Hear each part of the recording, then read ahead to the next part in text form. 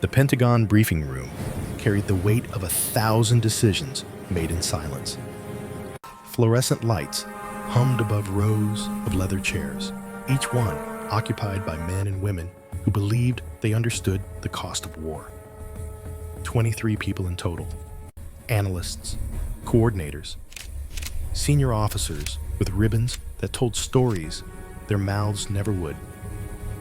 They spoke in measured tones about threats and protocols, about timelines and resources, about everything except the truth that mattered most. Wars were not won in rooms like this. They were won in the dark by people whose names appeared on no rosters. Captain Elena Thorne stood near the back wall, hands loose at her sides, weight distributed evenly between both feet. She had arrived exactly 10 minutes late, not from carelessness, but calculation. Late enough to observe without the burden of small talk, early enough to hear what mattered. She wore the same uniform as half the room. Navy service khakis pressed sharp ribbons aligned with precision that spoke of habit rather than vanity. Nothing about her appearance suggested she was different from any other mid-level officer cycling through Pentagon assignments. That was intentional. The screen at the front displayed satellite imagery of 3 cities marked in red: Warsaw, Ankara, Abu Dhabi. American embassies in each one circled like targets on a range. Director Victor Brennan stood beside the screen, a silver-haired man with the posture of someone who had stopped questioning his own authority years ago. He gestured at the images with the casual confidence of a professor addressing undergraduates. "Our intelligence indicates an arms transfer within 14 days, Brennan said. His voice carried the particular cadence of career bureaucrats, smooth, practiced, designed to sound definitive without committing to anything that could later be called wrong. We're monitoring known dealers, tracking financial patterns. Standard counter-proliferation protocols apply." Elena watched him speak, watched the others nod along, watched them scribble notes that would mean nothing in 3 days. She had read the intelligence report twice. Once at midnight, in her apartment in Arlington, coffee going cold beside her laptop.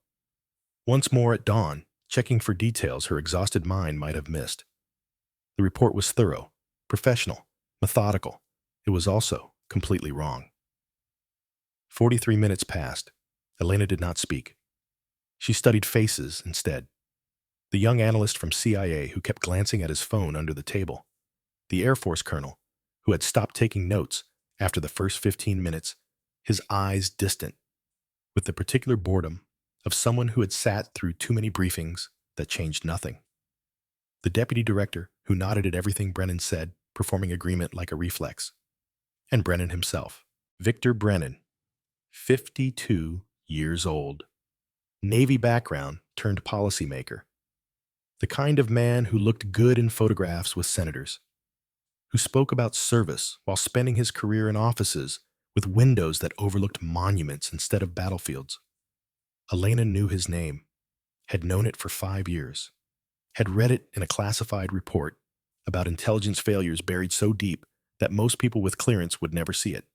The report detailed how an operation in Chechnya had collapsed, how 4 operators had died, how a trusted source had turned out to be a double agent feeding information to Russian intelligence while the Pentagon believed every word.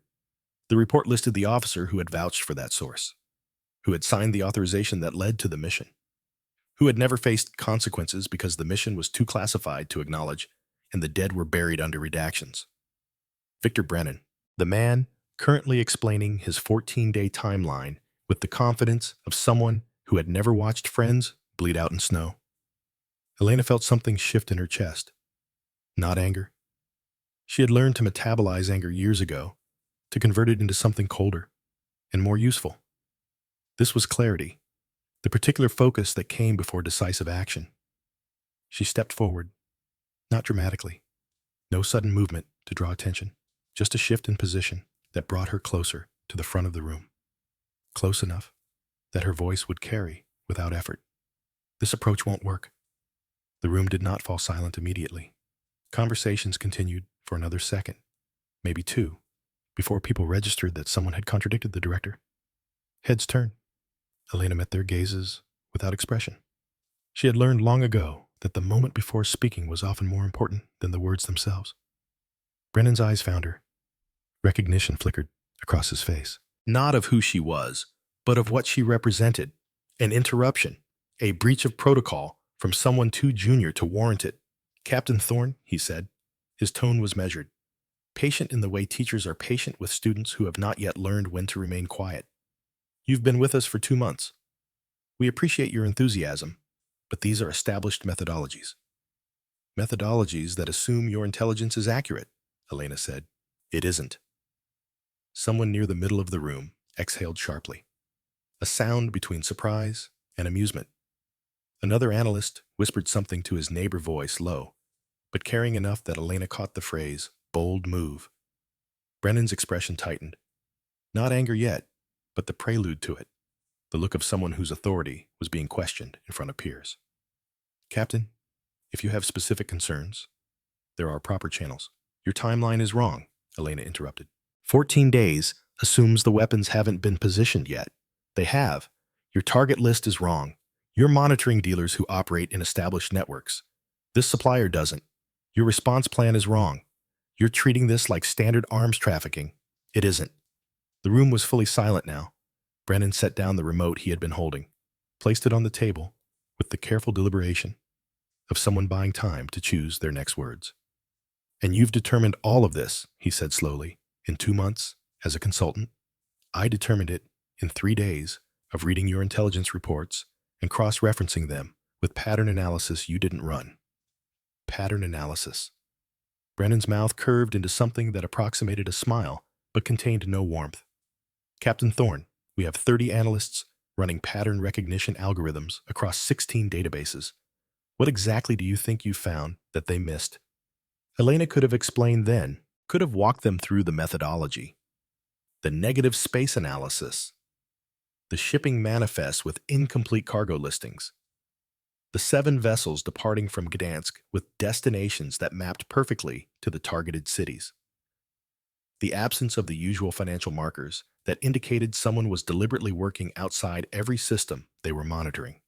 She could have shown them the work, made them understand through data and logic. But Elena had learned something in 14 years of operations that these analysts never would.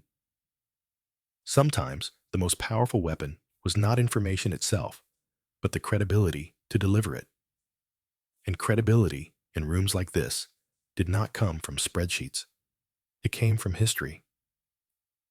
Ask General Hammond who I am, Elena said. For a fraction of a second, nothing happened. The words hung in the air, like smoke visible but not yet understood. Then someone laughed.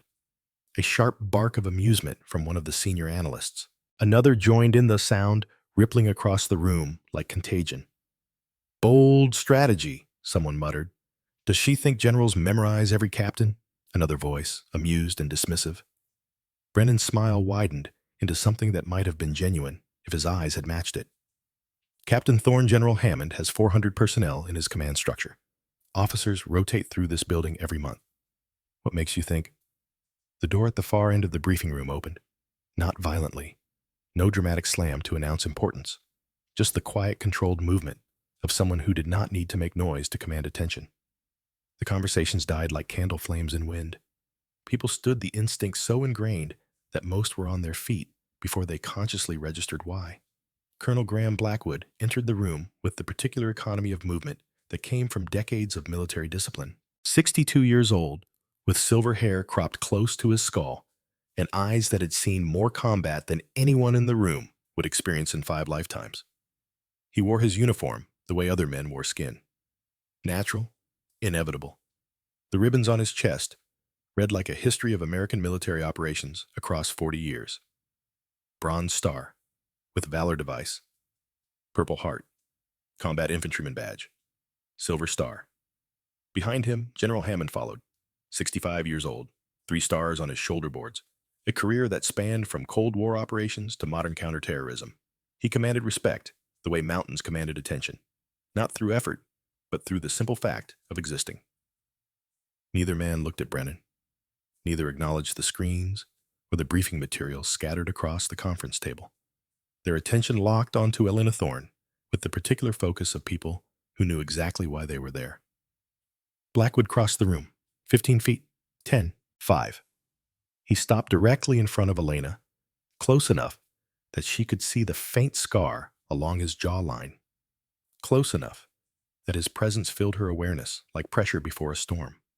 They stood facing each other, operator and mentor, student and teacher, partners in operations that would never be discussed in rooms like this. Blackwood's expression remained neutral, but something moved behind his eyes. Recognition, respect, and perhaps underneath it all concern. "Captain," he said. His voice was quiet, controlled, the kind of voice that did not need volume to carry weight. Elena nodded once. "Colonel." The silence in the room had transformed, no longer the awkward pause of interrupted conversation. This was different, heavier, the kind of silence that came when people suddenly understood they had missed something crucial. Brennan cleared his throat. The sound seemed too loud in the quiet. "Colonel Blackwood, we were just discussing operational parameters for..." Blackwood raised one hand, a small gesture, economical, but it stopped Brennan mid-sentence as effectively as a command. The colonel turned slowly, scanning the faces around the room. When he spoke, his words were measured, deliberate, each one chosen for maximum impact. "You laughed," he said, "because you don't recognize restraint when you see it." People shifted in their chairs, uncomfortable, uncertain where this was heading. "Some warriors wear their authority like armor," Blackwood continued. "They announce themselves, make sure everyone knows their rank, their accomplishments, their importance." He paused, letting the words settle. "Others carry their capability quietly. They don't need announcements. They don't need recognition. They simply execute the missions no one else can." His gaze returned to Elena. Something passed between them in that moment. Understanding without words. The weight of shared history. Blackwood leaned closer. Close enough that his next words, though spoken aloud, felt like a secret meant only for her. "Black Viper." The reaction was immediate and varied. Several faces went pale color, draining, like water, from broken glass. Others stiffened posture, changing from casual to rigid in the span of a heartbeat. A few exchanged glances, confusion mixing with dawning comprehension. Those who did not recognize the name still felt the shift in atmosphere, the sudden drop in pressure that happens before storms arrive. Brennan swallowed. The motion was visible, his throat working against what might have been words or simply air. "Colonel, what does that mean?" Blackwood straightened. When he spoke, his voice carried the weight of absolute certainty. "It means that if you're sitting comfortably in this room right now, planning operations with your established methodologies and your 14-day timelines, it is because she has already solved problems you were never briefed on. Problems that, if left unsolved, would have put us at war." Elena remained motionless. Did not confirm or deny. Did not need to. The truth existed independent of her acknowledgement. She didn't ask for recognition then. Blackwood continued. "She isn't asking for it now." He turned back to Elena. "Do you want to continue with this briefing, Captain?"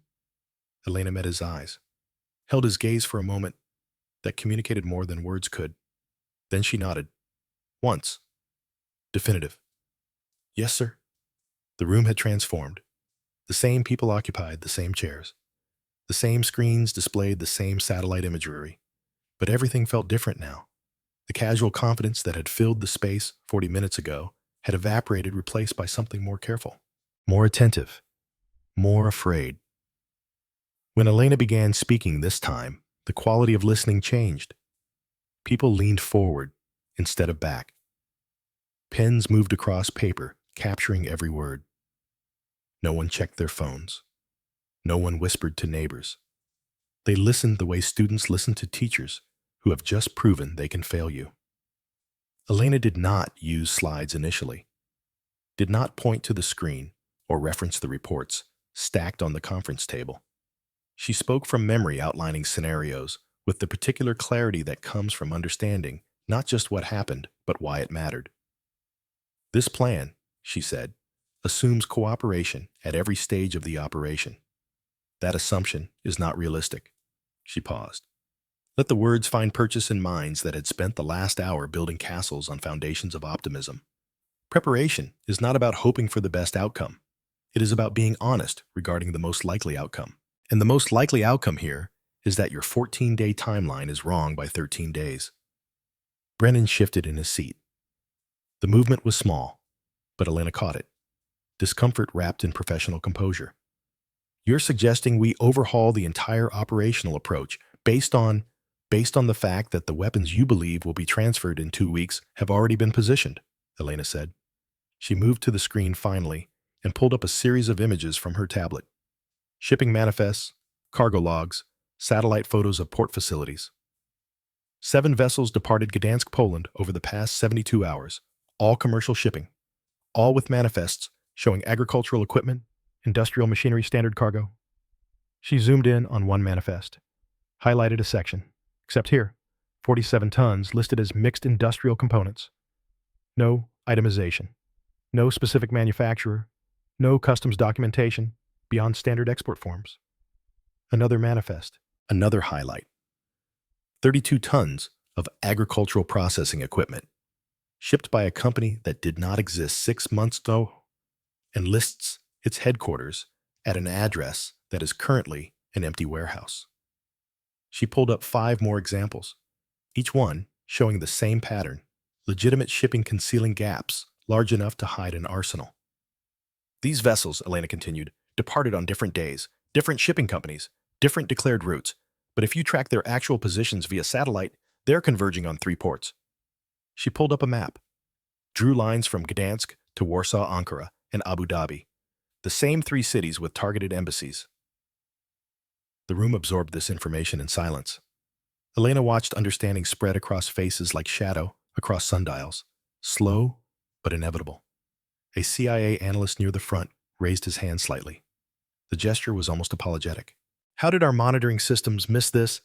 They didn't miss it, Elena said. They saw it and classified it as legitimate commercial activity, because that's what it looks like on paper. The system is designed to catch known patterns, drug trafficking patterns, arms dealing patterns, terrorist financing patterns.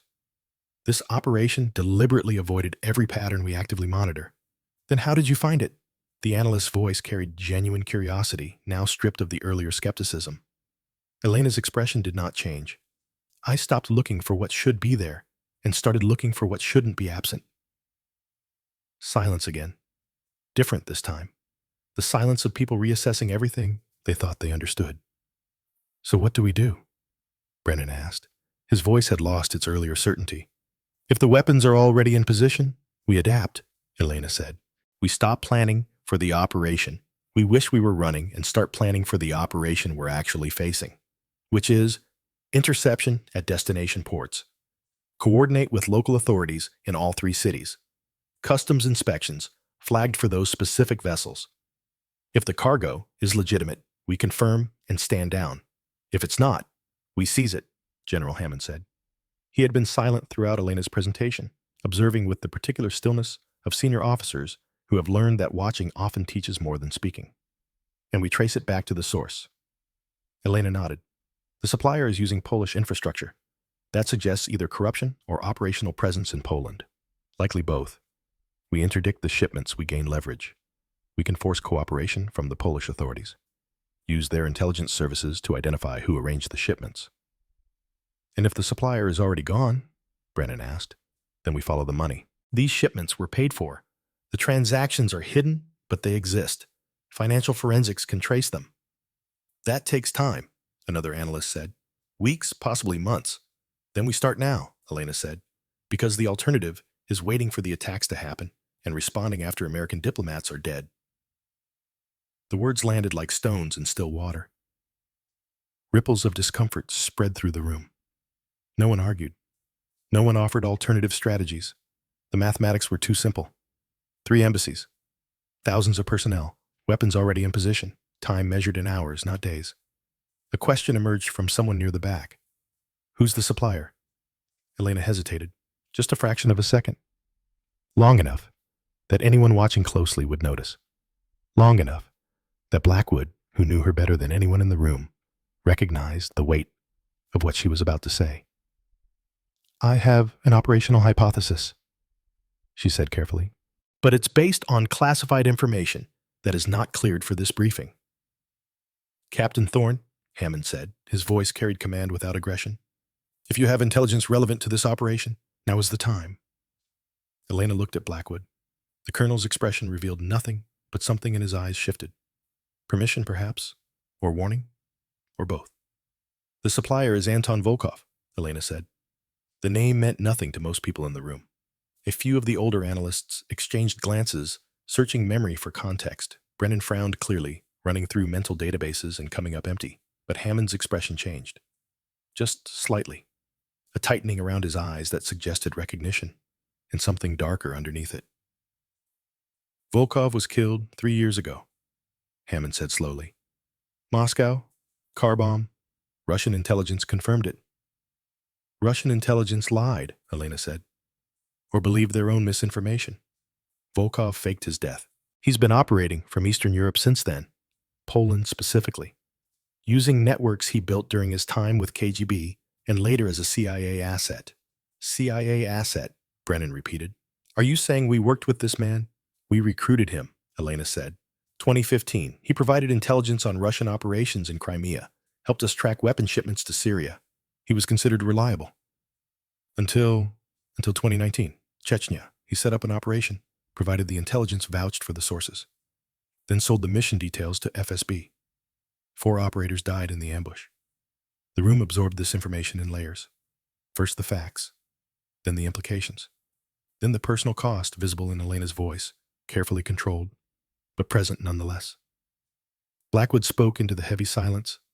I was the tactical lead for that mission. I can confirm Captain Thorne's assessment. Volkov's betrayal was verified through multiple intelligence channels. The decision was made to classify his treachery rather than expose the extent of the compromise.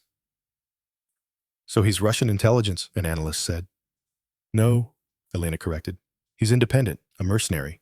He works for whoever pays, which makes him more dangerous than any single allegiance.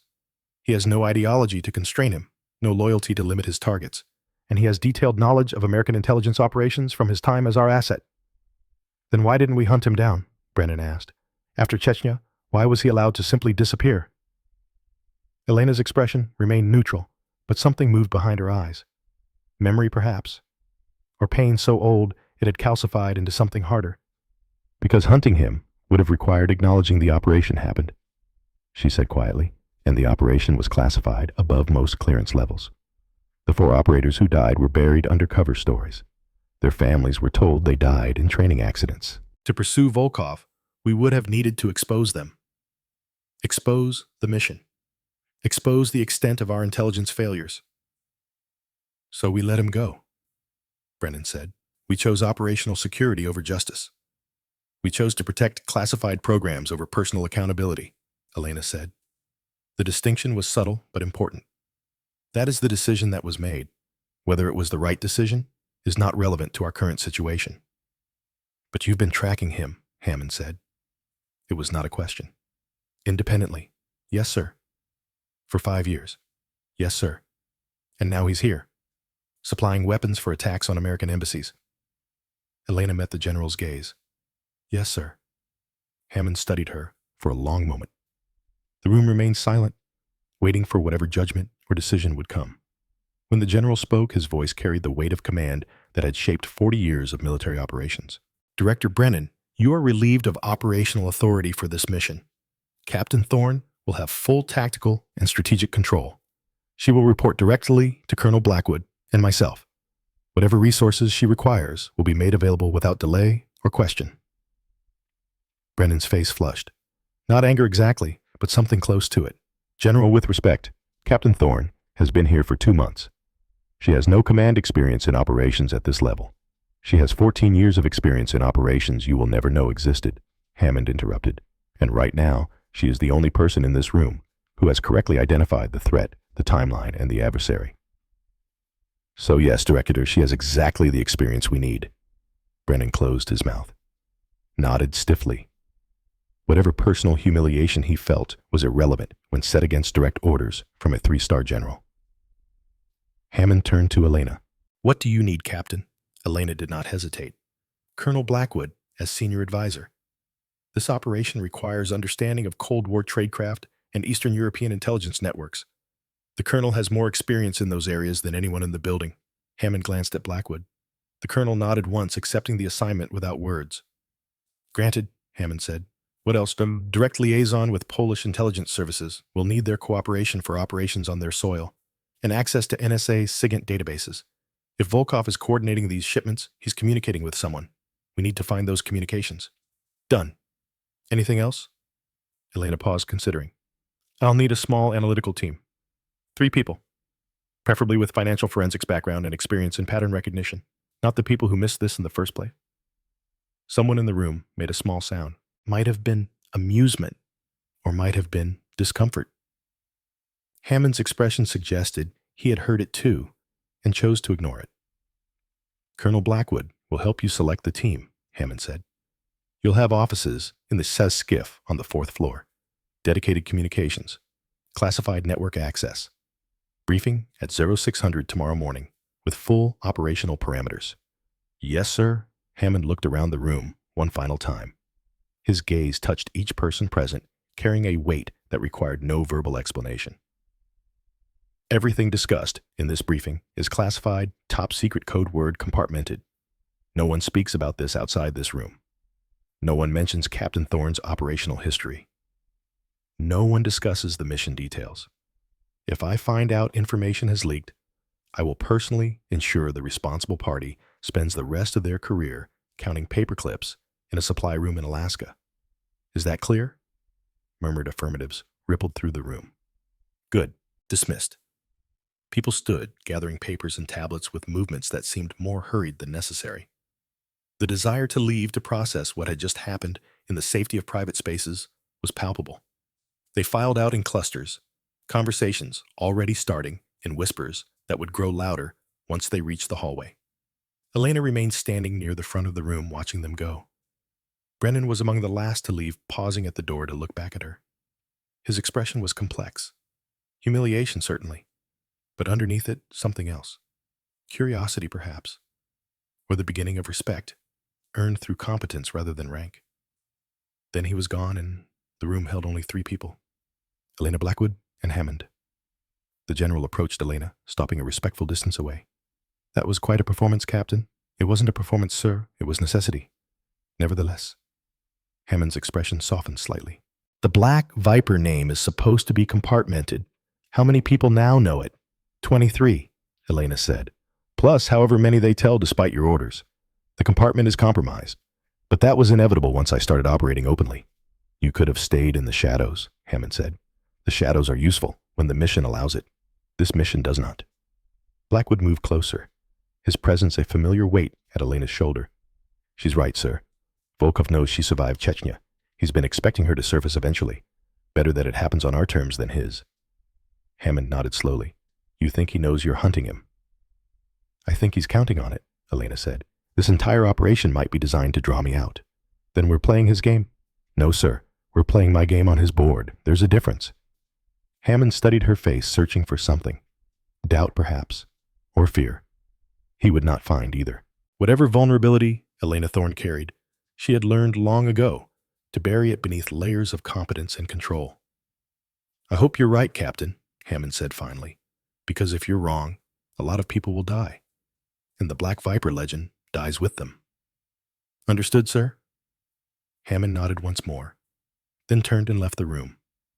His footsteps echoed in the hallway outside, fading into distance until only silence remained. Elena and Blackwood stood alone in the briefing room. The screens had gone dark. The chairs sat empty. The space felt larger now, hollow. In the way rooms feel when important things have been decided and the weight of those decisions is just beginning to settle. You should have warned me you were going to use my name, Blackwood said quietly. If I had warned you, you would have told me not to. Yes. That's why I didn't warn you. Blackwood's mouth curved into something that was almost a smile. You've learned well, Elena. You taught me. I taught you tactics, operational security, how to think 3 moves ahead. I didn't teach you to be reckless. This isn't reckless, it's calculated risk. Calculated risk is what we called recklessness when it worked out. Blackwood's expression grew more serious. Volkov is dangerous, Elena. More dangerous now than he was 5 years ago. He has nothing to lose, and everything to prove. That combination makes men unpredictable. I know. Do you? Blackwood turned to face her fully. Because I was there in Chechnya, I saw what happened. I know what it cost you. Elena's expression did not change, but something shifted behind her eyes. A door closing on rooms she did not want to enter. That's why I'm the right person for this operation. Or exactly the wrong person. Your judgment is compromised where he's concerned. My judgment is informed by experience. There's a difference. They stood in silence for a moment. Two people who had worked together long enough that words often seemed unnecessary, who had trusted each other with their lives in places where trust was measured in split-second decisions and the space between survival and death. Finally, Blackwood sighed. The notification came through my office 20 minutes ago. Priority alert. Intelligence update. Elena felt something cold settle in her chest. What kind of update? One of the cargo ships. The one bound for Abu Dhabi. It changed course 3 hours ago. Changed course to where? That's the problem. We don't know. It went dark. Transponder shut off. Last known position was international waters 200 miles off the Turkish coast. NSA is pulling satellite imagery, but there's a gap in coverage for that region. Elena's mind raced through possibilities, calculating probabilities and outcomes with the speed of long practice. If it went dark, Volkov knows we're tracking him. Or he planned for this contingency from the beginning. Either way, we've lost one of 3 shipments, potentially the largest one based on manifest tonnage. Then we need to find it before it reaches wherever it's actually going. That's a lot of ocean, Elena, and we have less than... Blackwood checked his watch. 36 hours before the other 2 ships reach port. We can't split our focus. We don't split focus. We narrow it. Elena pulled out her tablet, fingers moving across the screen with practiced efficiency. If the Abu Dhabi ship went dark, it's because the destination changed, not the target, the approach. Volkov is adapting his plan. To what? I don't know yet, but I will. Blackwood watched her work for a moment, then placed a hand on her shoulder. Gentle but firm. The gesture of a mentor who had earned the right to offer both guidance and warning. Elena, promise me something. She looked up from the tablet. Promise me that if this becomes personal, if your judgment starts to cloud, you'll tell me. Because I can't watch you go dark the way you did after Chechnya. I won't. Elena held his gaze. Saw the concern there, genuine and deep. Saw the fear underneath it, the terror of a commander who had already lost operators he considered family and could not bear to lose another. I promise, she said quietly. It was not entirely true, but it was the promise he needed to hear, and sometimes that had to be enough. Blackwood nodded, accepting her words at face value or choosing not to challenge them. He squeezed her shoulder once, then released her. Get to work then. I'll start assembling your analytical team. We brief Hammond at 600. Yes, sir. He left, then leaving Elena alone in the briefing room that had witnessed her transformation from dismissed consultant to operational commander in the span of 1 hour. She stood in the silence tablet glowing in her hands, data streaming across the screen in patterns only she seemed to understand. Somewhere out there in the dark waters of the Mediterranean or the hidden corners of Eastern European port cities, Anton Volkov was moving pieces on a board she could not yet fully see. But Elena Thorne had not earned the name Black Viper by accepting the limitations of visibility. She had earned it by striking from positions no one expected, by learning to see in the dark, and by never ever letting go once her target was identified. The hunt had begun. The S-SCIF on the 4th floor of the Pentagon existed in a state of permanent twilight. No windows, no natural light, just the steady hum of air conditioning and the blue-white glow of monitors that never slept. The walls were lined with soundproofing material that swallowed voices and left only the click of keyboards and the occasional murmur of focused conversation.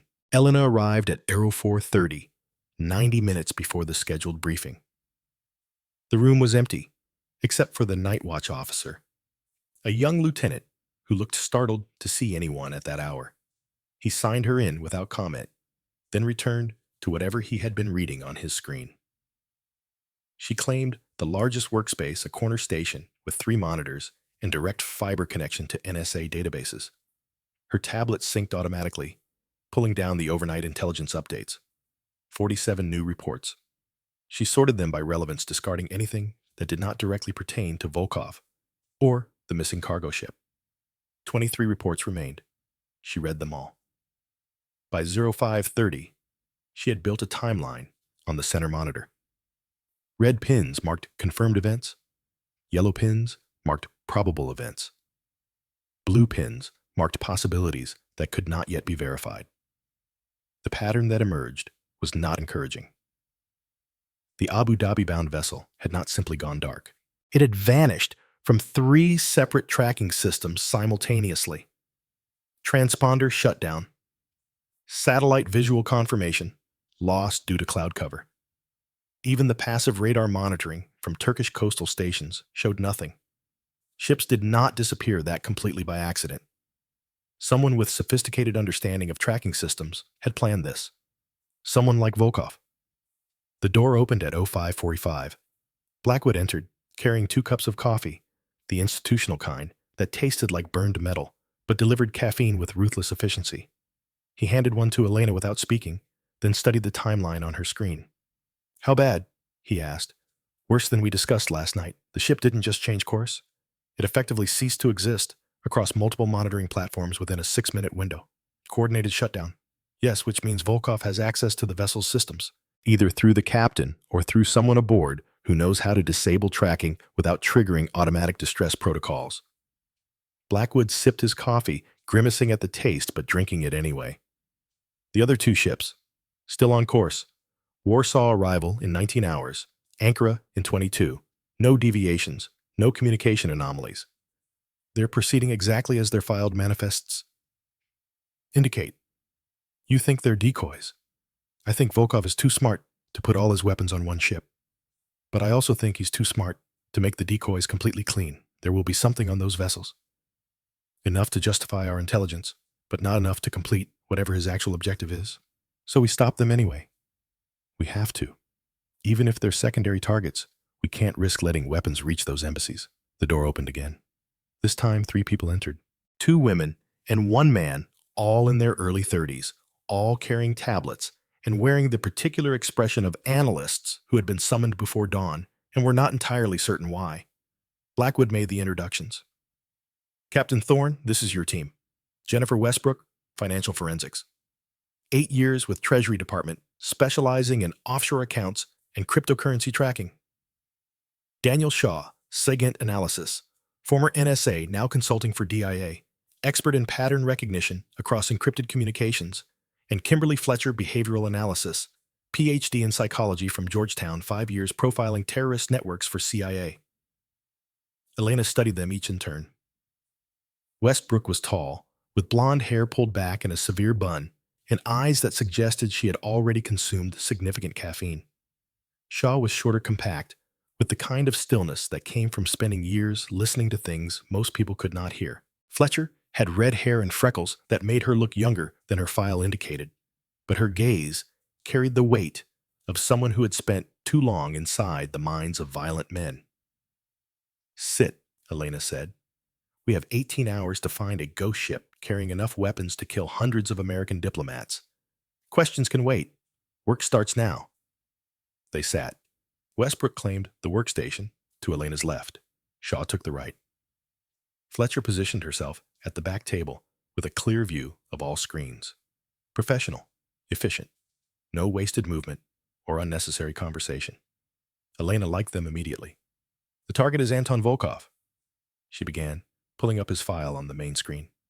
The photograph showed a man in his 50s with sharp features and eyes that revealed nothing. "Former KGB, former CIA asset, current status independent arms dealer operating primarily in Eastern Europe. He has detailed knowledge of American intelligence operations, which makes him extraordinarily dangerous." She advanced through slides showing Volkov's known network, associates, financial channels, operational patterns from his time with Russian intelligence. 3 days ago, 7 cargo ships departed Gdansk, Poland. We believe at least 3 contain weapons destined for terrorist attacks on American embassies. 2 ships are still trackable and will reach Warsaw and Ankara within 24 hours. The 3rd ship, originally bound for Abu Dhabi, went dark last night in international waters. "Went dark how?" Shaw asked. His voice was quiet, but precise. Complete tracking blackout across multiple systems. Transponder, satellite visual, passive radar, all within a 6-minute window. Shaw's expression shifted. Recognition of what that meant technically. That's not easy to do. You need access to ship systems, knowledge of satellite coverage gaps, and coordination with weather patterns for cloud cover. Plus timing that suggests someone was monitoring our monitoring. Exactly. Which tells us Volkov knows we're tracking him, and he has resources sophisticated enough to counter our surveillance. How sophisticated are we talking? Westbrook asked. Military grade or better? The kind of capabilities you'd find in state-sponsored intelligence operations. Fletcher leaned forward. You said he's independent, not working for Russian intelligence anymore. Correct. Then who's funding him? This level of operational security costs money, serious money, if he's not backed by a government someone else is paying. Elena nodded. That's your first assignment, Ms. Westbrook. Follow the money. Volkov has to be financing this operation somehow. Find the transactions. Find the source.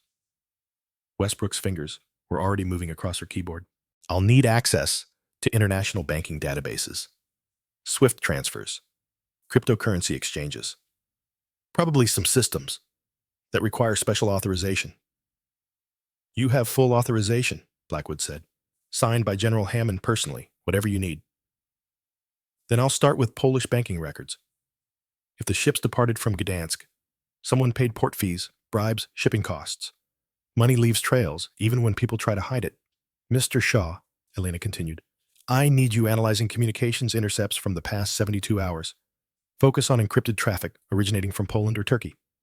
Volkov is coordinating with someone, multiple someones. He didn't arrange this operation in silence. Looking for anything specific? Shaw asked. Patterns?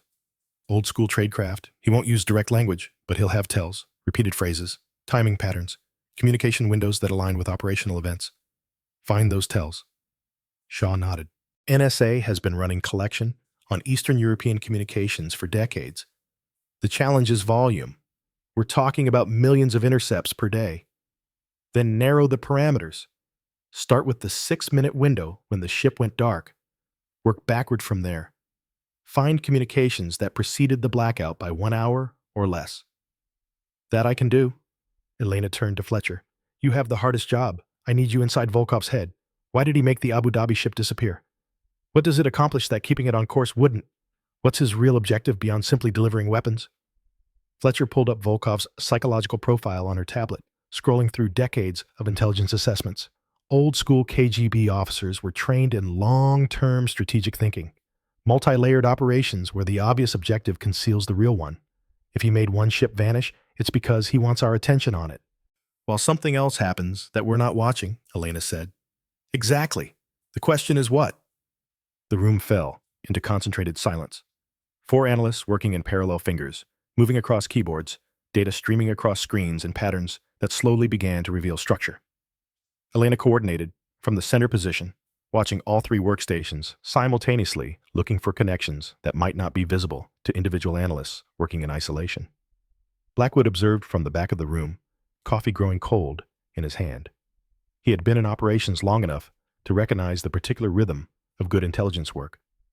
The patience required, the discipline to follow small threads that might lead nowhere, but had to be pursued anyway, because occasionally they led everywhere. An hour passed, then another. The work continued in focused silence, broken only by occasional requests for data access or clarification on parameters. Shaw sat back from his workstation at 0715 expression, shifting from concentration to surprise. Got something, he said. Everyone's attention shifted to his screens. Shaw pulled up a series of intercepts highlighting specific segments. Encrypted communications from a phone in Gdansk. 3 calls in the hour before the ship went dark. All to the same number in Istanbul. Can you decrypt them? Elena asked. Not fully. The encryption is military grade. But I can see metadata, call duration, timestamps, and I can see language markers in the unencrypted headers. What language? Russian. But that's not the interesting part. Shaw pulled up another screen. The Istanbul number made 12 calls in the past week. 3 to Gdansk, 2 to Warsaw, 3 to Ankara, and 4 to a number in the United States. The room temperature seemed to drop. Elena felt ice settle in her chest. Where in the United States? Northern Virginia, Langley area. The calls lasted between 40 and 90 seconds each. Too short for substantive conversation. More like status updates or coordination signals. Can you trace the Virginia number? Already did. It's registered to a corporate office, import-export business, legitimate on paper. But here's where it gets interesting. Shaw pulled up financial records. The business was incorporated 6 months ago. No employees, no office space beyond a registered address, no actual commercial activity that I can find. Shell company, Westbrook said from her station. Let me cross-reference. Her fingers flew across the keyboard. 30 seconds passed. Then her expression changed. Got it. The incorporation paperwork lists a CEO. Catherine Marsh. Elena's hands stopped moving. She knew that name. Knew it from briefing rosters and organizational charts and a dozen meetings where the woman had sat quietly taking notes while more senior officials made decisions. Catherine Marsh, Elena said quietly. Deputy Director, General Hammond's Chief of Staff. The silence in the room was absolute. Even the hum of the computers seemed to fade. Blackwood moved closer, his expression dark. You're saying we have a mole, he said, at the Deputy Director level. I'm saying we have a phone number registered to a shell company with Catherine Marsh's name on the paperwork, receiving calls from someone coordinating with Volkov's operation. Elena pulled up Marsh's personnel file. 48 years old, career Pentagon staffer, 22 years of service, multiple commendations, security clearances that granted access to some of the most sensitive operations in the Department of Defense. Fletcher was already working on her tablet building a behavioral profile. If she's compromised, we need to know how. Blackmail ideology, financial motivation, financial Westbrook said. She had pulled up banking records, eyes scanning columns of numbers with practiced speed. Catherine Marsh has a son, Gregory Marsh, 24 years old, lives in Atlantic City, and he has a problem. What kind of problem? Gambling debts. Serious ones. 3 casinos have him flagged. He owes approximately $240,000 to various creditors, some of them not particularly friendly. And someone paid those debts, Elena said. It was not a question. Westbrook nodded. 6 months ago. Single transaction. Wire transfer from an offshore account in the Cayman Islands. $243,000 paid directly to the casinos and creditors. All debts cleared. Let me guess. The offshore account is untraceable. Beyond my current access level, yes. But the timing matches. Debts paid in January. Shell Company incorporated in February. First calls to Marsh's phone in March. She's been compromised for at least 6 months. Elena felt the weight of it settling. 6 months of access. 6 months of briefings and operational plans and classified intelligence passing through the hands of someone working for Volkov. How much damage had been done? How many operations had been compromised? How many people had died because secrets were sold? We need to arrest her, Fletcher said. Now. Before she realizes we know. No, Elena said. The word came out sharp. Definitive. If we arrest her, Volkov knows we've found his source. He'll adapt, change plans. We lose any advantage her compromise gives us. What advantage? Blackwood asked. She's been feeding him information. Which means we can feed him disinformation. Elena turned to face the room. Marsh doesn't know we've identified her. As far as she's concerned, she's still a trusted insider. We use that. We tell her things we want Volkov to believe. That's risky, Blackwood said. If she suspects, she won't. Because we're not going to change our behavior toward her. We include her in briefings. We share intelligence. We treat her exactly the way we always have. But the intelligence we share will be carefully constructed to lead Volkov exactly where we want him. Shaw was nodding slowly. You want to use her as a channel. Control what information reaches Volkov. Exactly. But first we need to understand what he's actually planning. Because I don't think the embassy attacks are his real objective. What makes you say that? Fletcher asked. Because Volkov is too sophisticated for simple terrorism. He understands strategic operations, layered objectives. The attacks might be real, but they're also cover for something else. Like what? Elena turned back to the monitors, studying the timeline she had built, the pattern of ship movements, the communications intercepts, the financial transactions, pieces of a puzzle that had not yet formed a complete picture. I don't know yet, she admitted, but we're going to find out. Keep working. I want that ship found, and I want to know what Volkov's real target is. We have 17 hours. The next 6 hours passed in concentrated focus. Westbrook traced financial networks through 7 countries and 12 banks, building a map of transactions that revealed Volkov's funding sources. Shaw analyzed communications intercepts, identifying patterns in call timing and duration that suggested operational coordination. Fletcher constructed psychological profiles, predicting decision points and behavioral triggers. Elena coordinated it all, pulling threads together, discarding dead ends, following possibilities that sometimes led to breakthroughs and sometimes led to nothing at all. By 1300 hours, they had assembled a clearer picture. Volkov's network extended beyond simple arms dealing.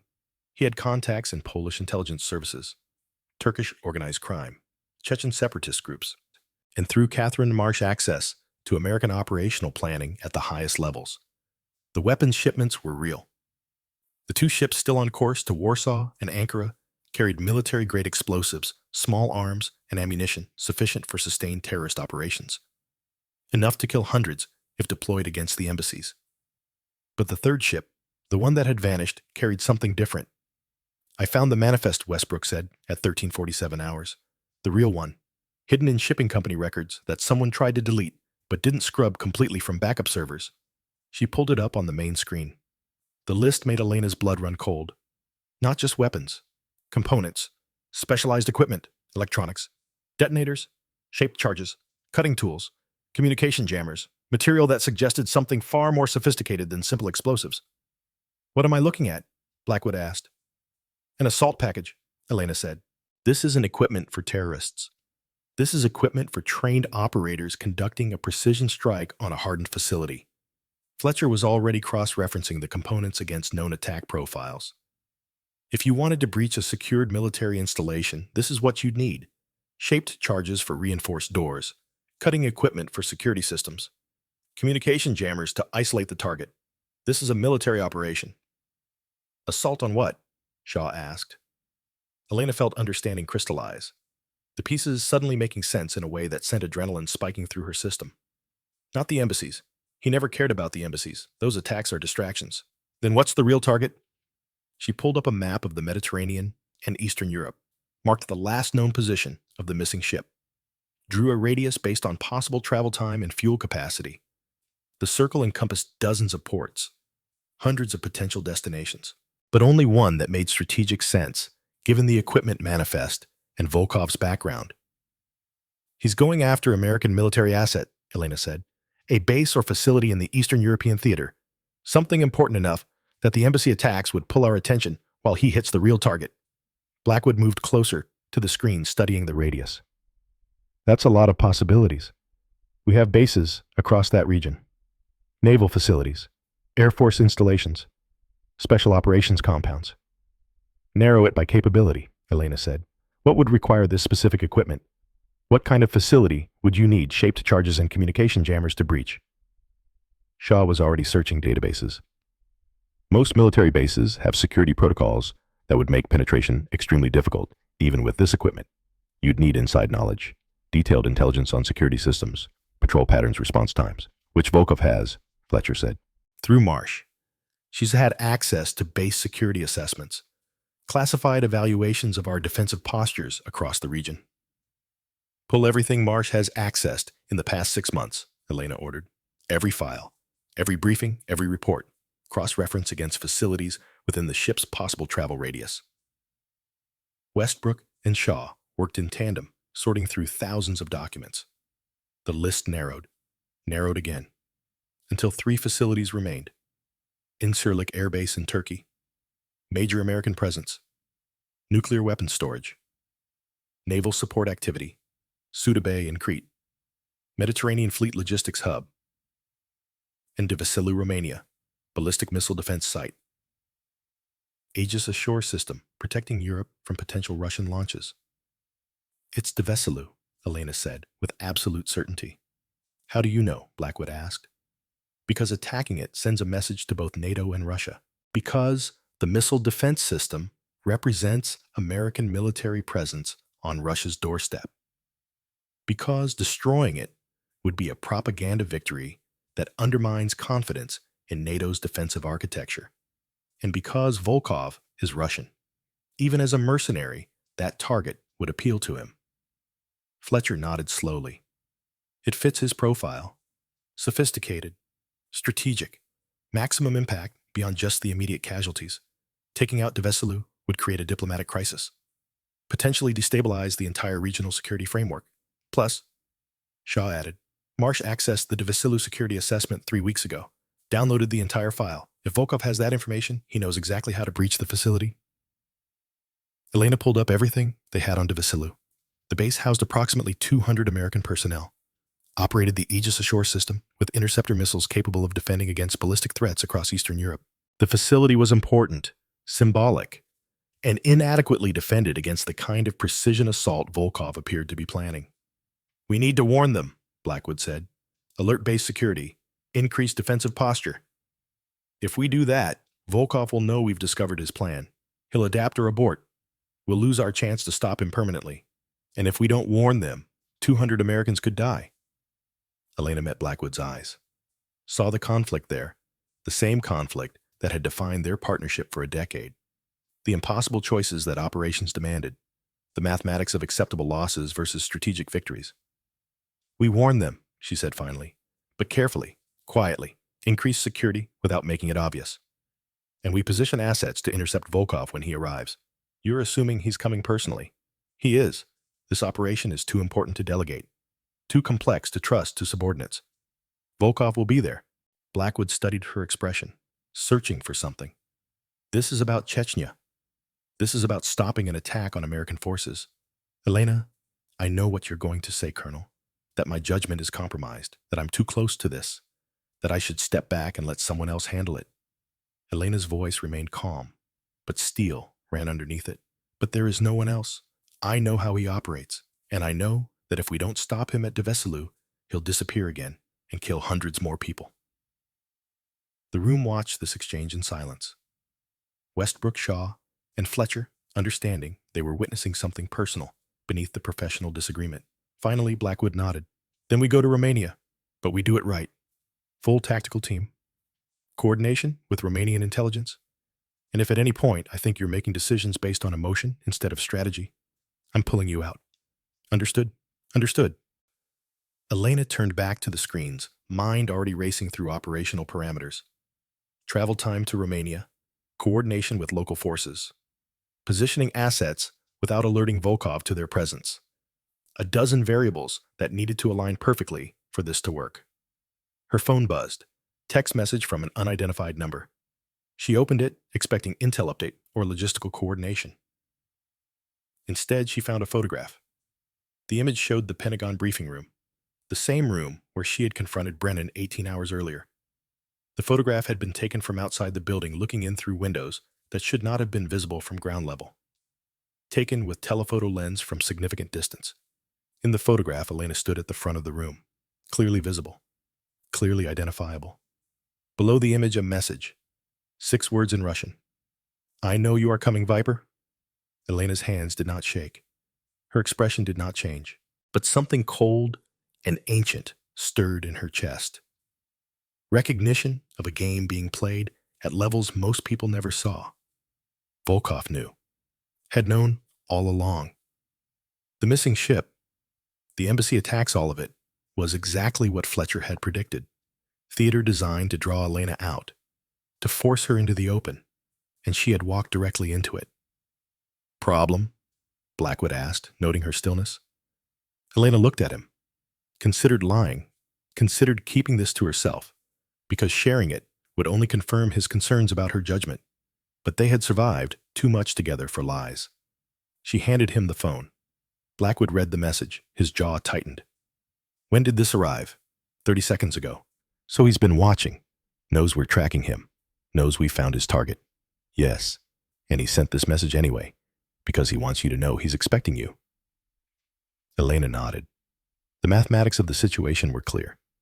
Volkov had set a trap, was baiting her deliberately, counting on her need for closure about Chechnya to override tactical judgment. Everything about this operation screamed danger, screamed that she should step back hand control to someone else, let cooler heads prevail. But Elena Thorne had not survived 14 years of intelligence operations by letting fear make her decisions. "It's still the right play," she said quietly. "He expects me to come, so I go. But not alone, not unprepared, and not playing by his rules." Blackwood studied her for a long moment, then handed back the phone. "Then we better make sure we're ready, because if Volkov is half as good as his file suggests, this is going to get very ugly very fast." "I know. Do you?" Blackwood's voice dropped lower, "Because in Chechnya, 4 people died. Good people. And you've carried that for 5 years. But if this goes wrong, we could lose a lot more than 4. And that weight, Elena, that weight will break you." She met his eyes without flinching. "Then I better make sure it doesn't go wrong." He held her gaze for another moment, searching for cracks in her resolve. Finding none, he nodded. "Wheels up in 3 hours. I'll coordinate with Romanian intelligence. You brief Hammond." "Yes, sir." Blackwood left to make arrangements. The analysts returned to their work, pretending they had not heard the exchange, but absorbing every word anyway. Elena stood alone at her workstation, staring at the photograph on her phone, at her own image frozen in that moment of confrontation, at the evidence that Volkov had been watching all along. She should have felt afraid, should have felt the weight of manipulation closing around her, should have recognized this for what it was, a carefully constructed trap designed to exploit her psychological vulnerabilities. But what she felt instead was clarity. Because Volkov had made one critical error. He assumed that knowing she was coming would be enough. That awareness of the trap would paralyze her or force her into predictable responses. He had forgotten that she was Black Viper. And Vipers did not avoid danger. They struck through it. The C-17 Globemaster descended through cloud cover over Romania at 0340 hours, its engines throttled back to minimize noise. Inside the cargo bay, Elena sat in silence among 12 tactical operators pulled from special missions units across Europe. Men who had trained their entire careers for operations like this. Men who understood that the difference between success and catastrophe often measured in fractions of seconds. They did not speak to her, did not question why a defense intelligence captain was leading an assault on a potential terrorist strike against American assets. The mission brief had been clear. The authority came from the highest levels. That was enough. Blackwood sat across from her, eyes closed, but not sleeping. Conserving energy, the way operators learned to do. Storing reserves for when adrenaline and necessity would demand everything the body could give. The loadmaster signaled 2 minutes to landing. Elena checked her gear for the 3rd time. Glock 19 holstered at her hip. 2 spare magazines. Tactical radio with encrypted frequency. Body armor that would stop most rifle rounds but felt inadequate against what they were walking into. She wore civilian clothes beneath the armor. Jeans and dark jacket. If this went wrong, plausible deniability mattered. The wheels touched down at a military airfield 30 kilometers from Deveselu. Romanian intelligence had secured the facility, cleared it of unnecessary personnel. What happened in the next 6 hours would remain officially unacknowledged by both governments. Success meant silence. Failure meant the kind of diplomatic incident that ended careers and strained alliances. No pressure. They disembarked into darkness and cold. February in Romania carried a particular bite wind, cutting through layers and finding skin with surgical precision. 3 black SUVs waited on the tarmac engines, running windows, tinted dark enough to hide occupants. A man emerged from the lead vehicle, tall, perhaps 50, with the weathered face of someone who had spent years in intelligence work.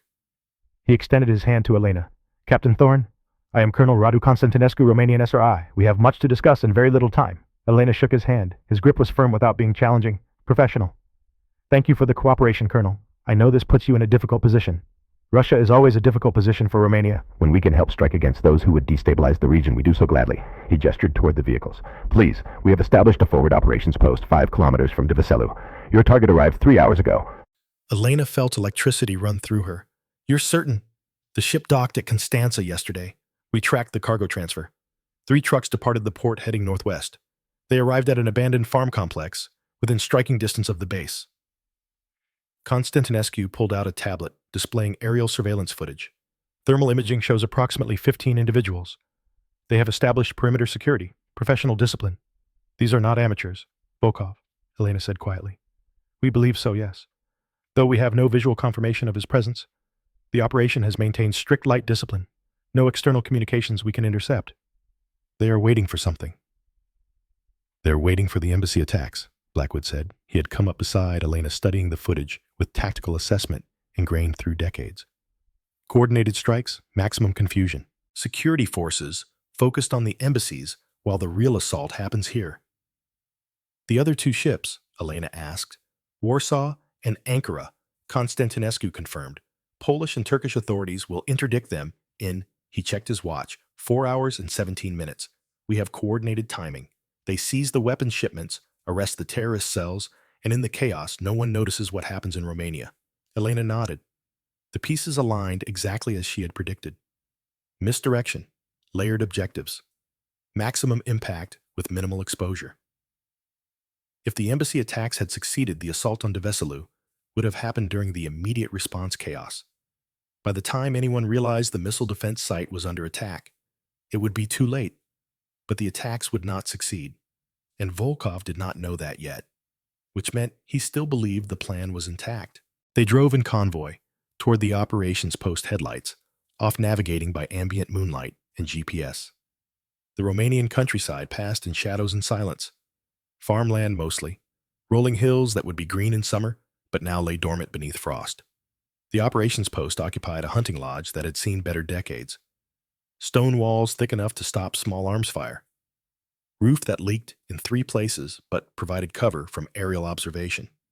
Inside, Romanian intelligence officers worked at portable stations monitoring feeds from drones and ground sensors positioned around the abandoned farm. Constantinescu led them to the largest screen, which displayed an overhead map marked with tactical symbols, red triangles for Volkov's forces, blue circles for friendly positions. The math was not encouraging. 15 hostiles against your 12 operators, plus my 6 men, Constantinescu said. Nearly even numbers, but they have prepared positions and familiarity with terrain. They also have 4 hours to establish additional defenses before the coordinated attacks begin. What about Deveselu base security? Blackwood asked. We have quietly elevated their alert status. Additional guards, increased patrols, but we cannot tell them why without risking communication intercepts. If Volkov has monitoring capabilities, any overt warning could tip him off. So 200 Americans sit on a base that's about to be attacked, and they don't know it's coming. Blackwood's voice carried disapproval, wrapped in tactical acceptance. This was the reality of classified operations. Sometimes protecting information meant accepting risk. They will know 30 minutes before any assault could reach them, Constantinescu assured. That gives base security time to prepare defensive positions, seal critical facilities, and call for air support. It is not ideal, but it is the best we can do without compromising the operation.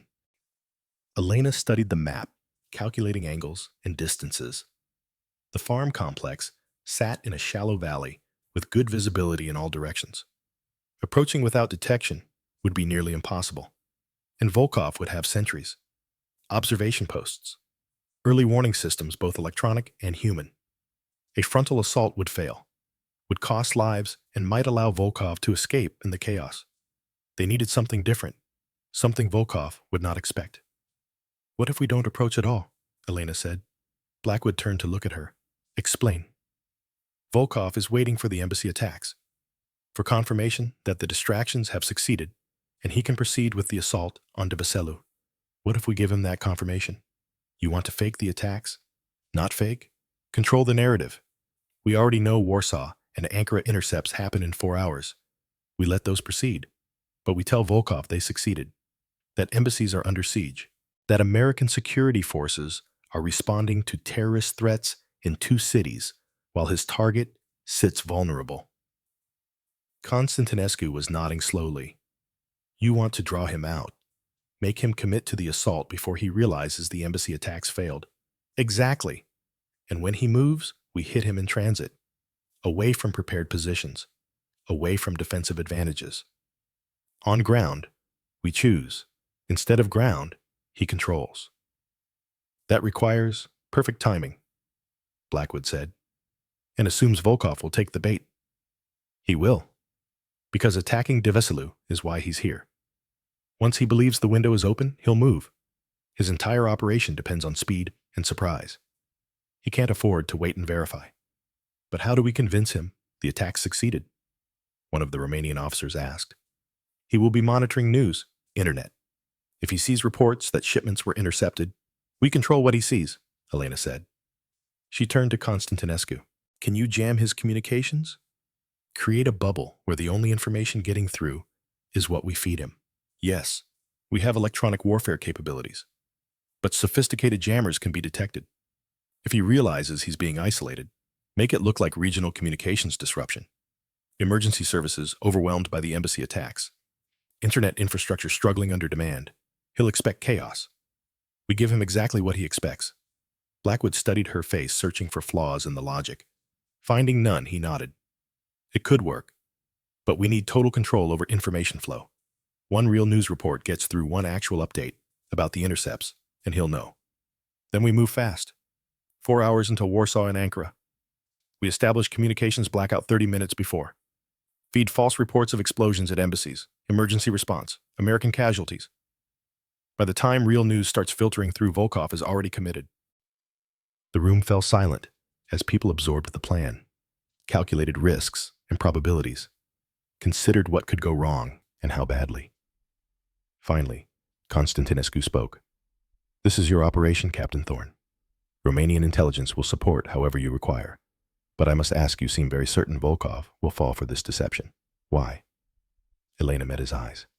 Because he's expecting me to come to him, to assault his position, to react emotionally instead of tactically. He thinks he knows how I operate, but what he doesn't understand is that the best lessons are the ones you learn from mistakes. He taught me patience. Now I'll teach him what happens when you underestimate it. She pulled out her phone, showed them the photograph Volkov had sent, the message in Russian. He wants me to know he's waiting, wants me afraid, or angry, or desperate. But those emotions make you predictable. And I stopped being predictable the day I learned that patience wins more battles than rage ever could. Blackwood allowed himself a small smile. Then we set the trap, and we wait for him to walk into it. The next 3 hours passed in meticulous preparation. Romanian signals, intelligence established a communications dead zone around the farm complex. Sophisticated but subtle. Frequencies jammed. Internet connectivity degraded to unusable speeds. Cell towers mysteriously experiencing technical difficulties. To anyone inside the affected area, it would seem like infrastructure overwhelmed by regional crisis rather than targeted electronic warfare. Elena worked with Constantinescu's team to craft the false reports. News alerts about explosions at embassies. Social media posts from panicked witnesses. Emergency services radio traffic indicating mass casualties. They made it realistic, chaotic, the kind of fog that accompanies major terrorist attacks in the critical first hours before accurate information emerges. Blackwood positioned tactical teams along the route between the farm and de Veselu, sniper positions overlooking the main road. Vehicle interdiction points at 3 separate locations, fallback positions if Volkov somehow broke through the initial contact. Every angle covered, every contingency planned. At 0630 hours, Warsaw and Ankara executed their interdictions. Police and military forces swarmed the cargo vessels, arrested the crews, secured the weapons shipments. Both operations went smoothly. No casualties, no escapes. The terrorist cells never had opportunity to act, but inside Volkov's communications bubble, none of that information arrived. Instead, his monitoring systems received carefully constructed fiction. Reports of successful attacks, embassy buildings on fire, American diplomats dead or missing, security forces struggling to contain the situation. They watched through drone feeds as activity at the farm complex intensified, thermal signatures moving with increased urgency, vehicles being prepared, equipment loaded, the body language of professionals responding to the signal they had been waiting for. He's taking it, one of the Romanian analysts said. They're mobilizing. Elena felt her pulse steady into the particular calm that came before action. This was the moment, the culmination of 5 years tracking a ghost. The opportunity to end something that should have ended in Chechnya, but she could not let it be personal. Could not let emotion compromise tactical judgment. She had promised Blackwood, had promised herself. This was about protecting American forces, about preventing an attack that would kill hundreds and destabilize regional security. That Volkov would finally answer for Chechnya was secondary. She almost believed it. "All units," she said into the tactical radio. "Target is mobile. Estimate departure in 5 minutes. Rules of engagement are clear. We want Volkov alive if possible. But priority is stopping the assault. If lethal force is required, use it." Acknowledgements came back from positions scattered across 5 kilometers. 12 special operators plus 6 Romanian commandos against 15 hostiles with military training and prepared equipment. The odds were better than Chechnya. She would take them. The farm complex erupted with movement. 4 vehicles departed in convoy, 2 trucks carrying the assault team, 2 SUVs providing security. They moved quickly, but not recklessly. Professional spacing, good tactical discipline. These were not terrorists playing soldier. These were soldiers executing a mission. The convoy turned onto the main road, heading toward Devasilu. Exactly as predicted. Exactly as planned. "Target is en route, Alpha," the drone operator reported. "Speed 40 kilometers per hour, maintaining tight formation." Elena switched to the command frequency. "All units hold position. Let them come to you. We take them at checkpoint Bravo. Confirm ready status." 3 teams reported ready, positioned on high ground, overlooking the road. Clear fields of fire. No civilians in the area. As clean as these things ever got. The convoy approached checkpoint Bravo. 1 kilometer, 500 meters, 200. "Light them up," Elena ordered. What happened next occurred in the space of 17 seconds, but would replay in memories for years. Spike strips deployed across the road, invisible in the pre-dawn darkness, until tires shredded and vehicles lurched to grinding halts. Spotlights activated from 3 positions, blinding drivers and turning the kill zone into daylight. Loudspeaker commands, in Russian and English demanding surrender. For a moment, nothing. The vehicles sat disabled in the road engines, struggling occupants, processing what had happened and calculating options. Then the doors opened and trained operators emerged, not with hands raised, but with weapons ready. The firefight was brief and devastating. American and Romanian forces had superior positions, better visibility, and the critical advantage of surprise. Volkov's team had desperation and the knowledge that surrender meant prison or worse. Bullets tore through sheet metal and safety glass. Muzzle flashes strobed in the darkness. Somewhere a man screamed, and the scream cut off abruptly. The smell of gunpowder and burning rubber filled the air thick enough to taste. Elena watched from the command vehicle 300 meters back, watched through drone feed and thermal imaging and reports crackling over radio. Watched her teams execute with the precision of professionals who had done this before and would do it again. 40 seconds after the first shot, silence returned. Heavy and absolute. "Checkpoint Bravo reports all hostiles down." The tactical commander's voice came through. "We have 4 casualties on our side, non-life-threatening, requesting medical support and prisoner processing." "Copy that," Elena replied. "Medical is en route. Secure the scene and identify bodies. I need confirmation on Volkov." She and Blackwood drove to the checkpoint. Dawn was starting to break, painting the eastern sky in shades of gray and pink that seemed obscene given what lay ahead. The destroyed convoy sat at angles across the road, vehicles riddled with bullet holes, windows shattered, tires deflated. Bodies lay where they had fallen. 15 of them. Some clearly dead, others wounded and receiving medical attention from Romanian combat medics. The tactical teams moved among them with practiced efficiency, securing weapons, checking identities, photographing faces for intelligence databases. Elena walked among the dead, studying each face, looking for the one that mattered, the one she had hunted for 5 years, the one whose betrayal had nearly destroyed her. She found him near the second truck, on his back, 3 rounds center mass, still breathing, but barely. Blood spreading across his shirt in dark patterns that meant internal damage beyond field medicine's ability to fix. Anton Volkov looked smaller than his file photograph suggested, older, more human. His eyes found Elena's face, and recognition sparked there. Not surprise. He had known she would come, had counted on it. "Black Viper," he said. His voice was weak but clear. Russian accent thick even in English. You are predictable after all. Elena knelt beside him, not close enough to be vulnerable, but near enough to hear his labored breathing. You're dying, Anton. The bullets hit liver and lung. You have maybe 10 minutes, less if you keep talking.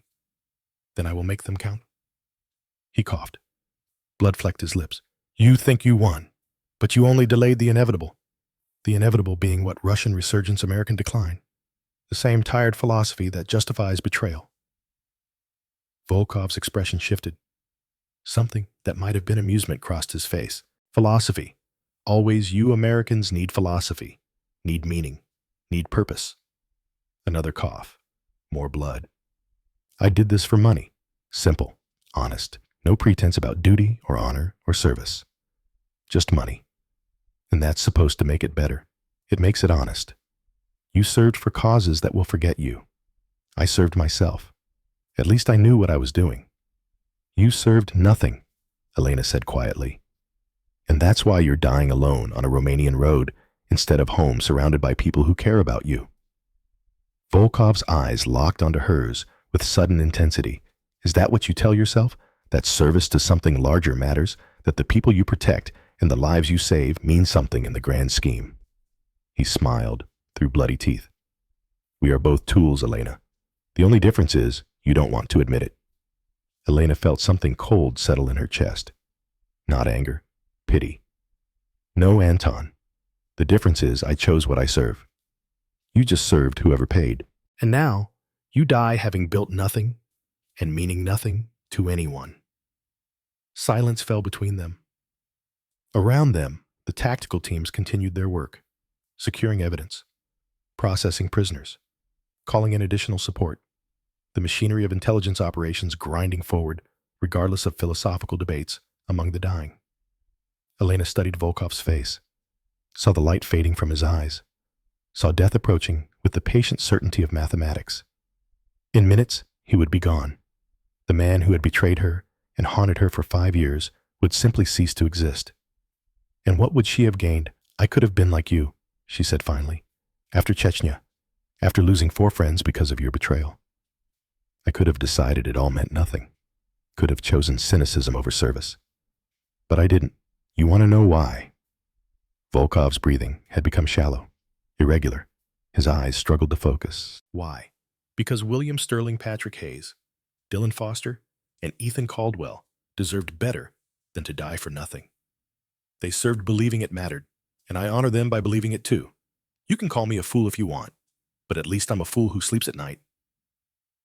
Volkov's expression shifted one final time, something that might have been respect, or regret, or simply the absence of consciousness as death claimed him. His eyes remained open, but the light behind them went out, his chest stilled. The man who had been Anton Volkov became simply another body at a checkpoint in Romania. Elena stood, looked down at him for a moment longer, waiting to feel something. Triumph, or closure, or satisfaction. Feeling instead only exhaustion and the cold certainty that some wounds never fully heal. It's done, Blackwood said. He had approached while she spoke with Volkov, had heard everything but offered no comment until now. Medical confirms the other casualties will survive. Romanian authorities are taking custody of the prisoners. The weapons have been secured. De Veselu is safe. And the embassy intercepts. Clean operations. No casualties. Both terrorist cells in custody. Weapons seized. The entire network has been rolled up. Catherine Marsh is being arrested as we speak. Hammond wants a full debrief when we return. Elena nodded. Mission success by every measurable metric. Attacks prevented. Americans protected. Enemy neutralized. The mathematics were clear. So why did it feel incomplete? What did he say to you? Blackwood asked quietly. At the end. That we're both tools. That service to anything larger than yourself is a comforting lie we tell ourselves to avoid facing meaninglessness. Do you believe him? No, but I understand why he needed to believe it. Elena turned to face her mentor. He was brilliant and skilled and dedicated, and he used all of that in service of nothing but money. Of course, he had to tell himself meaning doesn't exist, because if it does exist, he wasted his entire life. And you, I spend my life protecting people who will never know I exist, stopping threats they'll never hear about. But at least when my time comes, I'll know I did it for something real. That has to be enough. Blackwood placed a hand on her shoulder. You're not dying on a roadside, not today, and for what it's worth, what you do matters. To me, to Hammond, to 200 Americans at Divisilu who are alive because you did your job. That's not nothing. The gesture broke something in Elena that 5 years of hunting and hours of tactical operations had not touched. She felt tears burning behind her eyes, but refused to let them fall. Not here, not surrounded by bodies and blood and the machinery of violence that had consumed so much of her life. We should get back, she said. Debrief with Constantinescu. Coordinate with Washington. There will be reports and assessments and consequences. There always are, Blackwood agreed. But first, you're going to take 10 minutes. Walk away from this scene. Breathe air that doesn't smell like gunpowder. Remember that you're human before you go back to being an intelligence officer. I don't have time. You have exactly as much time as I give you, Captain, and I'm giving you 10 minutes. That's an order. Elena wanted to argue, wanted to push back against the compassion, because accepting it meant acknowledging how much she needed it.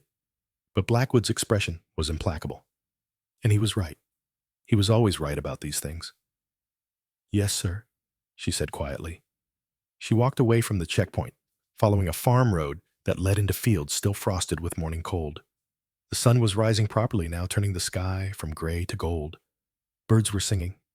Somewhere a rooster crowed, the world continuing its routines, regardless of the violence that had just unfolded. Elena walked until the sounds of the checkpoint faded, until she stood alone in a field in Romania, with nothing but sky and earth and the weight of everything she carried. Then finally she let herself feel it. The grief for 4 teammates lost in Chechnya, the exhaustion of 5 years hunting, the relief that Volkov was dead and could hurt no one else, the emptiness that came with achieving the goal that had defined so much of her recent existence. She cried for exactly 90 seconds, allowed herself that release. Then she wiped her eyes, steadied her breathing, and walked back toward the checkpoint where people needed her to be, Captain Elena Thorne, Defense Intelligence Analyst, with operational control over a successful counterterrorism operation. Black Viper went back into the shadows where legends belonged. 3 weeks later, Elena stood in the same Pentagon briefing room where this had all begun. Different people occupied the chairs this time. Different crises requiring attention. But the fundamental dynamics remained unchanged. Senior officials believing they understood situations they had never directly experienced. Analysts confident in methodologies that had never been tested under fire. And Elena Thorne, now promoted to major, standing near the back, listening more than speaking, watching for patterns others missed. Director Brennan approached her during a break in the proceedings. He looked different than he had 3 weeks ago. More careful, more aware of his limitations. Major Thorne, he said, I wanted to thank you for Romania, for exposing the mole in our organization, for preventing what could have been a catastrophic security failure. I was doing my job, sir. You were doing it better than anyone else could have, and I wanted to apologize for dismissing you in our first meeting, for not recognizing competence when it was standing in front of me. Elena studied his face, saw genuine contrition there, saw a man who had learned something from humiliation and chosen to grow instead of simply resenting it. Apology accepted, she said. But you don't owe me anything, Director. Just remember this feeling the next time someone challenges your assumptions. The person questioning your plan might be the person who saves it. Brennan nodded, extended his hand. Elena shook it. As he walked away, Colonel Blackwood appeared at her elbow. That was gracious. He's learning. That's more than most people do. Speaking of learning, you've been officially cleared for the congressional testimony next week. They want to hear about operational security failures that led to Chechnya and about Catherine Marsh's espionage. Hammond thinks your perspective will be valuable. Elena felt something heavy settle in her chest. They want me to talk publicly about Chechnya. Not the classified details, but the intelligence failures. The vetting processes that allowed Volkov to be trusted. The oversight gaps that let Marsh operate for 6 months. Your testimony could prevent future compromises. And Catherine Marsh. What's her fate? Awaiting trial. Espionage charges. Her son Gregory is cooperating with investigators in exchange for reduced charges. The offshore accounts have been traced to Russian oligarchs with ties to Volkov. It's a clean case. She'll spend the rest of her life in prison. Elena nodded. Justice of a sort. Not for the 4 operators who died in Chechnya. Their families still believe training accidents. But for the future operators, who might be saved by better vetting and oversight. That would have to be enough. There's something else, Blackwood said. He pulled an envelope from his jacket. Not the promotion orders from before. Something different. From Hammond, personal. Elena opened it. Inside, a handwritten note on the general's official stationery. Major Thorne Commander William Sterling, Lieutenant Patrick Hayes, Sergeant Dylan Foster, and Corporal Ethan Caldwell have been posthumously awarded the Intelligence Star for their actions in Operation Nightfall Chechnya 2019. Their families will be notified of the true nature of their service and sacrifice. The ceremony will be private, but their names will be added to the memorial wall. They will be remembered. General Hammond Elena read the note twice, felt something loosen in her chest that had been tight for 5 years. The 4 operators would no longer be buried under lies. Their families would know they died serving their country. Their names would be honored. It was not everything, but it was something. You did that, Blackwood said quietly. Hammond told me you requested it, said their families deserved the truth. They did. Those men died because of intelligence failures. The least we can do is acknowledge their sacrifice. They stood in comfortable silence, watching the briefing resume. Watching the machinery of national security grind forward. Watching people make decisions that would ripple across the world in ways they could not fully predict or control. Do you ever wonder if he was right? Elena asked quietly. Volkov, about all of this being ultimately meaningless. Every day, Blackwood admitted. And then I remember that meaning is something we create, not something we discover. The people we save, the threats we stop, they matter because we decide they matter. Because we choose to believe that protecting the innocent is worthwhile, even when no one thanks us for it. That's not particularly satisfying. No, but it's honest, and I'd rather have honest doubt than dishonest certainty. Elena nodded, felt something settle in her chest that had been restless since Romania. Not peace exactly, but acceptance. She would never have cosmic confirmation that her sacrifices mattered. But she could choose to act as if they did. Could choose service over cynicism, could choose to honor the dead by living according to the values they died for. That would have to be enough. The briefing ended. People filed out. Elena gathered her materials, preparing for the next meeting, the next crisis, the next situation where her particular skills would be required. As she walked toward the door, she noticed a young analyst watching her. Mid-20s, female, nervous energy suggesting this was her first Pentagon assignment. The analyst started to approach, then hesitated clearly, uncertain if interrupting a senior officer was appropriate. Elena paused. Did you need something? The analyst flushed. I'm sorry, ma'am. I wanted to say thank you. I read about the Romania operation in the classified briefing about how you stopped the attack. It's inspiring. What's your name? Lieutenant Sarah Edmonds, ma'am. I just started in the analysis division last month. Nervous about the work. Terrified, honestly. Everyone here is so experienced and confident, and I'm just trying not to make mistakes that get people killed. Elena studied the young officer's face. Saw herself 8 years ago. Saw the fear poorly hidden beneath professional composure. Saw potential that could be shaped or broken depending on how the next few years went. Lieutenant Edmonds, let me tell you something.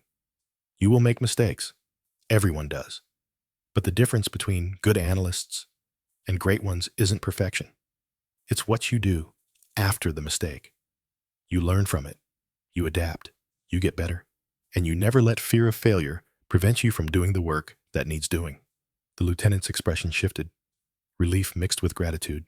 Thank you, ma'am. That helps. She walked away. Elena watched her go. Watched her join a cluster of other junior analysts heading toward their next assignment. Watched the cycle continue. Blackwood had moved beside her again, passing on the wisdom.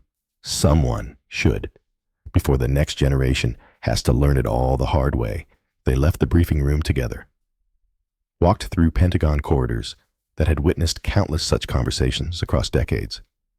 The walls held no memory of them. The institution would continue regardless of who served it or how well they served.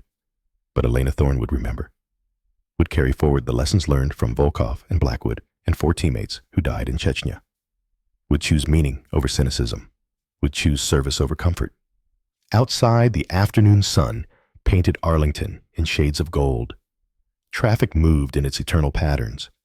People hurried toward lives and purposes that had nothing to do with classified operations or geopolitical chess matches or the quiet wars fought in shadows. Elena stood on the steps of the Pentagon, looking out at the world she had chosen to protect. The world that would never know her name.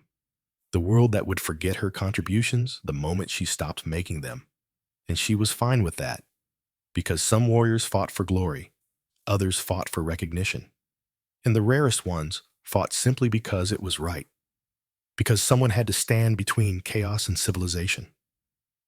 Elena Thorne chose substance over symbol, chose quiet effectiveness over loud righteousness, chose to be Black Viper, not because the legend mattered, but because the work did.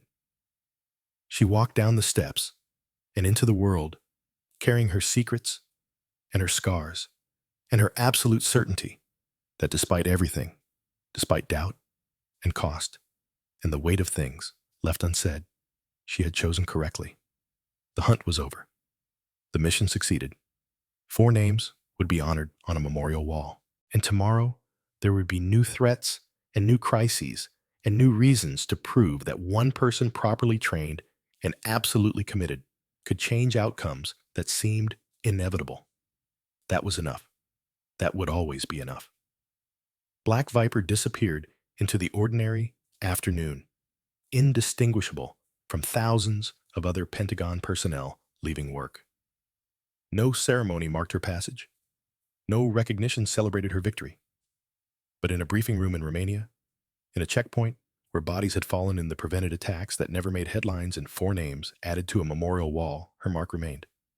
Silent, effective, absolutely deadly when necessary, and completely invisible by design, exactly as it should be.